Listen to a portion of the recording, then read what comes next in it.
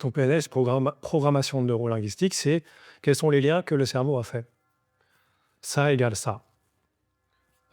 Si je parle de telle manière à telle personne, il va me répondre comme ça, ou dans la vie, il faut être comme ça nous permettra d'être comme ça. Ou si tu veux réussir, il faut être comme ça. Ça, c'est que des liens, c'est des conclusions, c'est des sortes de connexions qu'on se crée. Il y a les connexions de l'inconscient collectif. Les gens disent, en hiver, on attrape vite la craie. Ça, c'est un truc de l'inconscient collectif qui se matérialise dans une réalité, vu que tout le monde y croit suffisamment pour que ça se passe, en fait. C'est comme des croyances limitantes. Comme des croyances limitantes. Ouais. En fait, la PNL, c'est des croyances. Et tu vas rentrer dans ce monde de croyances que la personne a, que ce soit toi ou l'autre, et voir si elles sont néfastes ou pas, si elles t'empêchent d'avancer.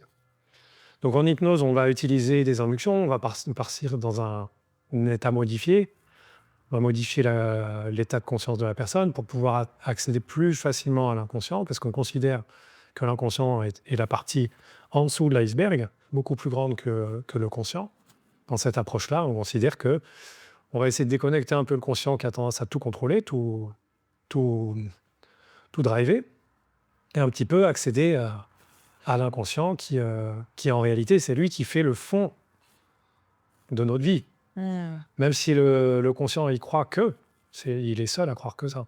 Si l'inconscient, il pense que ça, c'est dangereux, se mettre en avant, c'est dangereux, faire ça, ou l'argent est mauvais, ou X truc, si l'inconscient a décidé d'un truc, même si ton conscient, il croit qu'il contrôle, toute ta vie se fait en fonction des croyances de l'inconscient. C'est lui qui porte la culotte. Exactement. Voilà, c'est lui qui porte la culotte. Ok. C'est ça. Et donc, dans l'hypnose, on va essayer justement d'aller communiquer avec lui. Ok. Dire, bon, ok. Qu'est-ce qui se passe? Vas-y, explique-moi. Et ça peut être de manière très abstraite, avec des images, avec des sensations, des ressentis, ou avec des choses plus concrètes. C'est là où on en vient aussi à la PNL, où ça va être dans la discussion, généralement, où on va faire venir la personne dans quelle est ta conclusion. Ah mais oui, mais moi je crois que là, aujourd'hui, de toute façon, j'arriverai jamais à ça parce que mes parents ont toujours été comme ça avec moi. Ok.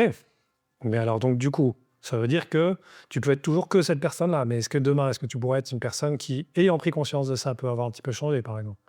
Ah oui, bon là, on a déjà commencé ce mécanisme-là.